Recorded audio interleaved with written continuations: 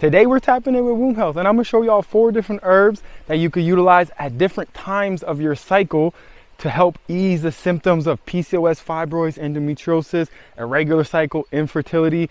And really I say ease the symptoms, but fibroids and PCOS, those are really just symptoms of estrogen dominance.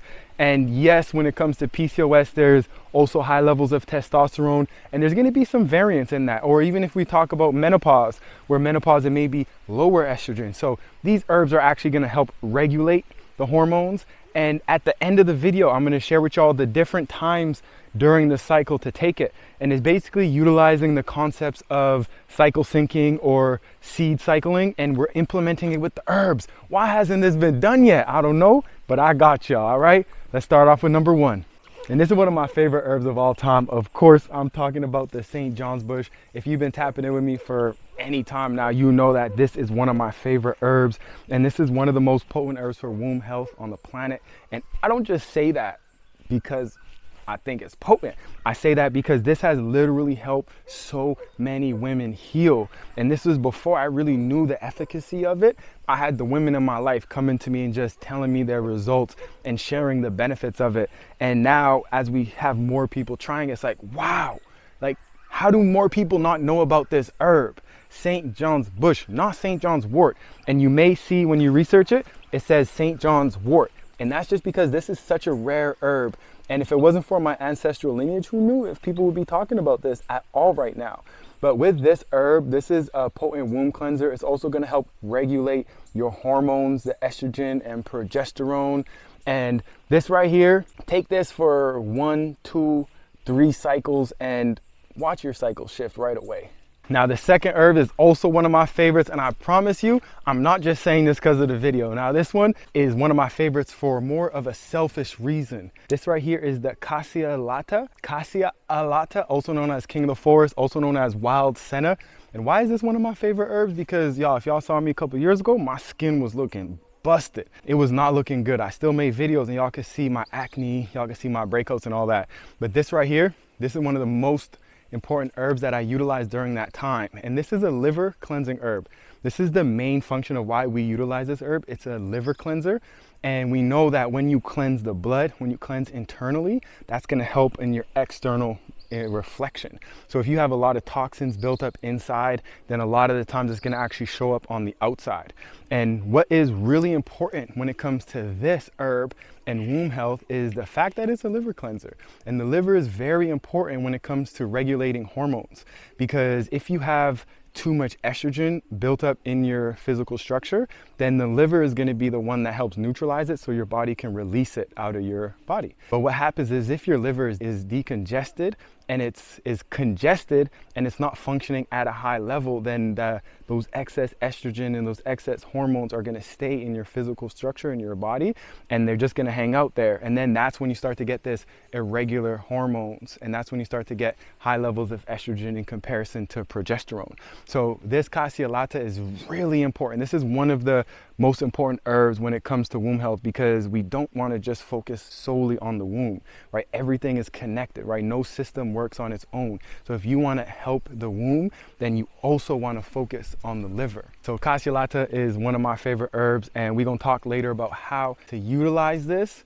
But when you come out here, you could actually just take this herb and shower with it, bathe with it, rub it on your skin. And one of my favorite things to do is make an extract with it. But when you order, and you order from us or you order from someone and you just get the dry leaves, then what you're going to do is just make a tea and drink those teas. And this tea is one that you're going to drink either in the morning or in the evening, because it is also an anti-inflammatory tea. And what they say out here for anti-inflammatory teas is they're a cooling tea. So when it's a cooling tea, you want to make sure you drink it in the times when it's cool, either in the rising between like 6 and 11 a.m. or in the nighttime. So that's just our ancestral way of taking it, and that is extremely, extremely important. The Cassia alata, number 2. And we're gonna get to number 3. I just want to say something that is extremely important, that we realize the amount of toxins that we're intaking in our life that has a negative effect on our hormones. For example, the plastics that we have on a day-to-day basis, the hormones that are in our food, the pesticides, insecticides, and then if we talk about women and makeup, and then we talk about the different skincare products, all of those, they say they help us to make us look good, but they're really intoxicating us. And that puts an extra burden on our liver, which means we got to help it out. And some people will say, well, the liver cleanses itself, that's its job. But what are we doing? We live in this independent society. Can we help it out? Even if it's its job, like give it a strength, give it some help. And that's what these herbs do. They're going to help your body do the natural process that it already knows how to do. Now this herb here, y'all, this is a bonus. This ain't a part of the 4, but this right here is Justicia pectoralis. Now it has a similar name to Justicia secunda, also known as St. John's bush, because they are in the same family. And this herb, when I was starting to do my research and my studies, I realized that it was Justicia pectoralis that had a lot of studies when it came to womb health, being estrogenic and progesterogenic, which means it has effects on those hormones. So this right here is Justicia pectoralis, and we're gonna have that in a product really soon. But this right here, that's really rare herb, and I can't wait till y'all get to experience that. So there, we got some more St. John's bush, and of course, we got a river. St. John's bush loves the water. And say hello to my bestie. How you doing? Hey, how you doing? Say hello to the people. Say hello to the people. Say hello to the people. Such a good girl. You're such a good girl. All right, let's keep going. Now this right here, you see these beautiful purple flowers? That's that blue vervain. That's one of the most important herbs for, I would say, humans in today's day and age, but especially womb health. Why? Because this herb right here, it helps to relax the nervous system. So it's vervine, and it's also called a nervine, which means it's a nerve tonic. So it's going to help regulate and soothe the nervous system. And why is this so important? Because right now we are dealing with an epidemic where stress is the #1 killer. And what happens with stress is when we have high levels of stress, we increase the level of cortisol. And cortisol works in tandem with progesterone. And if the body is signaling to create cortisol, then that means it's not signaling to create progesterone.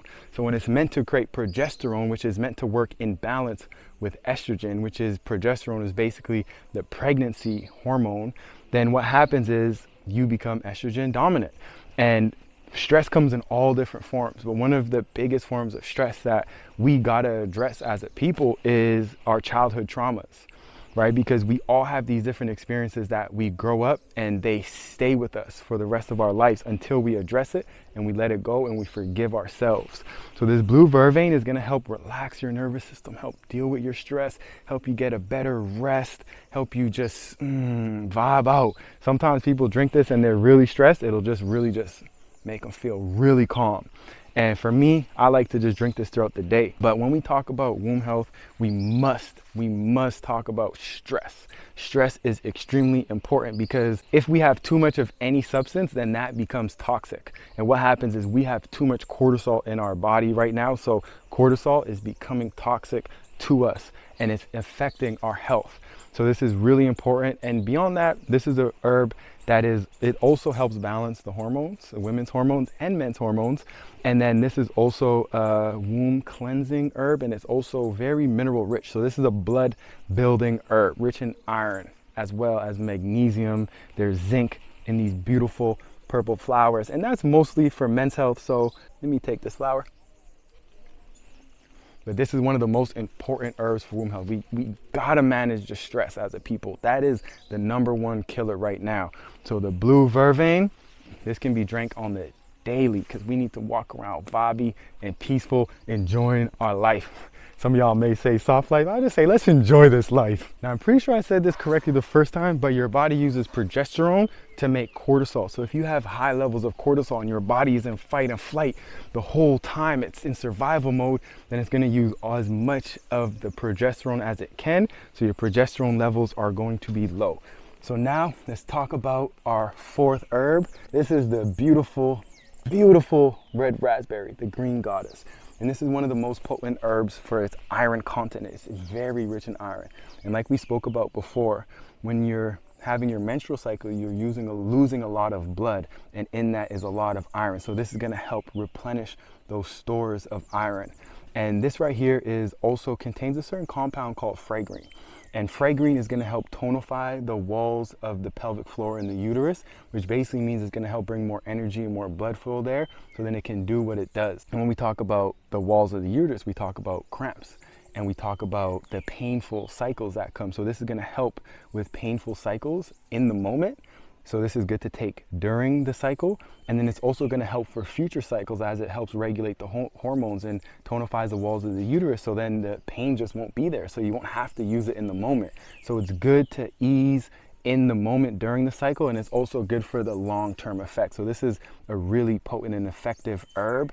And this right here, some women swear by this, some women swear by St. John's bush, and it's kind of like those two are like the two main ones. So I'm gonna say, if you gotta pick two herbs, then it's gonna be St. John's bush and it's gonna be red raspberry. And then the blue vervain, like I said, it helps with the stress, and the cassiolata is cleansing the liver, and then it all comes together for a beautiful combination of herbs. But this right here is the red raspberry. In another video, we can talk about it for its use during pregnancy, because this is one of the most recommended herbs during pregnancy, and it's a beautiful herb, and I give thanks. And another fun fact is that our ancestors say that any herb that has a white flower, that is a herb for women's health. So if you're just walking around and you see a herb and it has a white flower, it's probably good for womb health. But let's go up, and I'm gonna share with y'all how you are going to utilize these herbs at different times during your cycle. All right, so now let's talk about when to utilize these herbs. Now, all of these herbs, we're gonna focus on using them as a tea. So that means you're gonna boil some water, and then after the water starts to boil, you're gonna remove it from the heat and then put the leaves into the tea and let it steep for at least 7, 9, or 11 minutes at least, to help get the nutrients and the healing properties into the water. And that's going to be how we utilize these herbs. Now, the St. John's bush, blue vervain, cassiolata, red raspberry, you can utilize them throughout your whole menstrual cycle. Throughout any part of the menstrual cycle, you can utilize them. What we're going to do is provide some guidelines on specific times that you can use them in our herb cycling methodology. All right, so when it comes to the St. John's bush, you could use it at least 3 to 5 times throughout the week, at any time throughout your cycle. And specifically St. John's bush, you want to drink it 7 days leading up to menstruation. If you don't have a regular cycle, then just drink it 5 to 7 days a week until your cycle regulates, because yes, these herbs will help regulate your cycle. And then once it becomes regular, you want to make sure you drink it 7 days leading up to the cycle. And then once the menstrual cycle hits, that's when you're going to switch from utilizing the St. John's bush every day to utilizing the red raspberry every day. So during menstruation, once your menstruation starts, you want to start on the red raspberry, and you're going to drink it for 7 days straight. And you can make 500 milliliters to a liter, and you could drink that throughout the day. Even better, make it a ritual where you sit down and you embrace the healing properties, you give thanks, and you just honor yourself also for being on this healing journey. It's very important that you honor self. Next up, we're going to talk about blue vervain. And blue vervain you want to utilize to help ease the anxiety.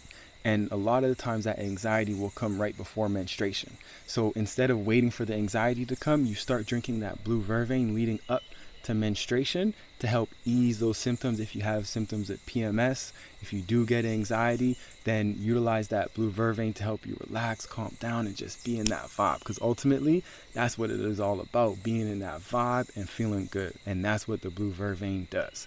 Now, otherwise, if you have other times throughout your cycle you feel that anxiety, then definitely you want to utilize that, especially if it's something where you're having a hard time resting or sleeping. All right. And a quick note, you can mix the blue vervain, St. John's bush, and red raspberry into one tea and drink them all together, but make sure you keep the cassiolata separate. And when it comes to the different herbs and mixing, I would love for you to try them each individually to see how they affect you first before mixing them.